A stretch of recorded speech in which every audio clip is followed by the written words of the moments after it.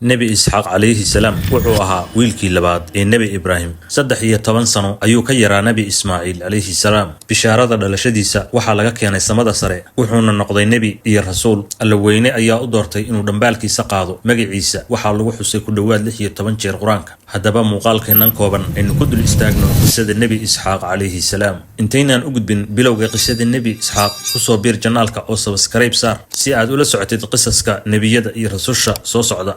facebookana follow dheh. dhalashadiisu waxay ahayd bishaaro xagga alle ka timid. nebi isxaaq waxa uu dhashay aabihiis nebi ibraahim oo jira da'da 100 sano. waxa uu dhashay xaaskiisii saara oo iyaduna da'deedu ahayd markaas 90 sano. reer luud markii ay la yimaadeen faaxishada, alle subxaanahu wa tacaala wuxuu u soo diray malaa'ig u sida cadaab iyo ciqaabtii ay mutaysteen, maadaama nebi luud iyo nebi ibraahim calayhi salaamna ay isku deegaan dhawaayeen. malaa'igtii u socotay qoomkii luud ayaa intaysan gaarin meeshii ay deganaayeen qoomkaasi ka hor ku hakaday deegaankii nebi ibraahim calayhi salaam, waxayna la wadaageen bishaaro uga timi ilaahay oo ahayd inuu wiil u dhalan doono. nebi ibraahim xilligaasi aad ayuu waayeel u ahaa oo sidaynu soo sheegnay da'diisu waxayba ka weynayd 100 sano. sidoo kale xaaskiisii saara oo iyaduna aan waxba ka yarayn, wax ilma uma aysan dhalin. wax carruurana wuxa uu ka haystay nebi ismaaciil oo magaalada maka la joogay hooyadiis hajara, sida ku soo arortay aayadda 69aad ee suuradda huud. markii ay malaa'igtu u timid nebi ibraahim calayhi salaam, wuxuu mooday dad marti ah, wuxuuna u diyaariyey neef lo ah oo la dubay. markuu arkay inaysan cunayn ayuu la yaabay oo ay cabsi gashay.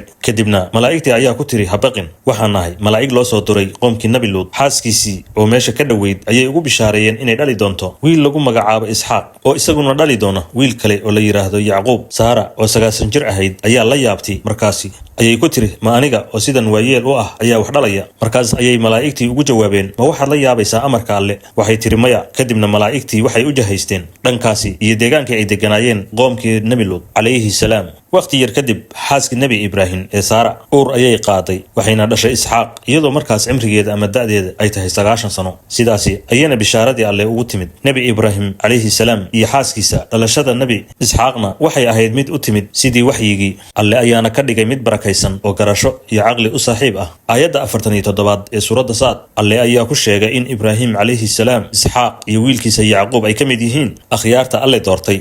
sidoo kale wuxuu alle meelo badan oo qur-aanka ah ku sifeeyey isxaaq inuu ahaa mid ka mida nebiyada suuban ee uu alla doortay, durriyadiisana uu ka soo saari doono kuwa toosan. markii uu nebi isxaaq weynaaday, nebi ibraahim ayaa jeclaaday inuu isxaaq u guuriyo, balse ma doonayn inuu ka guursado reer kancaan oo ahaa reerkii ay ka dhasheen oo ahaa mushrikiin. ibnu kathiir wuxuu wariyey in nebi isxaaq uu guursaday markay da'diisu ahayd 40 sano. aabihii nebi ibraahim calayhi salaam waa uu noolaa markaas. wuxuu guursaday gabar lagu magacaabi jiray rafqa bintu yata'iil. waxay ahayd xaaskiisu madhalays.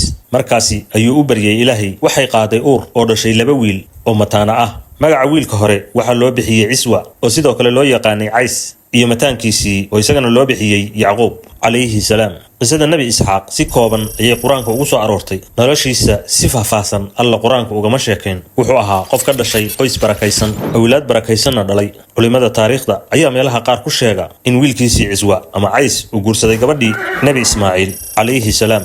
sidoo kale inay ka farcameen dadka roomaanka ah ee markii dambe dhisay boqortooyadii faca weyneed ee ruum, halka nebi yacquub durriyadiisa ay ka mid noqdeen reer bani israa'iil oo ay ka soo baxeen nebiyo iyo rasuul badan. nebi isxaaq calayhi salaam, sida nebi ismaaciil, ayuu dacwadda iyo ku yeeridda xaqa alle sii waday kadib geerida aabihiis ibraahim calayhi salaam. culimada taariikhdu waxay wariyaan in kadib geerida nebi ibraahim, in nebi isxaaq iyo wiilashiisu ay tageen maka si ay u soo booqdaan nebi ismaaciil, halkaasna kusoo xajiyeen, kadibna kusoo noqdeen dhulkoodii kancaan. sida abukasiir uu kitaabkiisa qisasul ambiya ku qoray, nebi yacquub calayhi salaam ayaa soo booqday aabihiis isxaaq oo ku noolaa tuulo yar oo lagu magacaabo xabruun oo ku taala dhulka kancaan oo dhacda maanta dhulka falastiin. nebi isxaaq wuxuu xanuunsaday intii uu la joogay wiilkiisa yacquub calayhi salaam, wuxuuna geeriyooday isagoo da'diisu tahay 180 sano. waxaana lagu xabaalay meel u dhow qabriga aabihiis ibraahim calayhi salaam, waxayna ku aasan yihiin dhulka falastiin.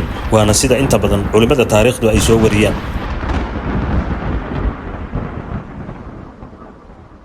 أقبلت يا رمضان الخير مستبقا والقلب يشتاق دوما.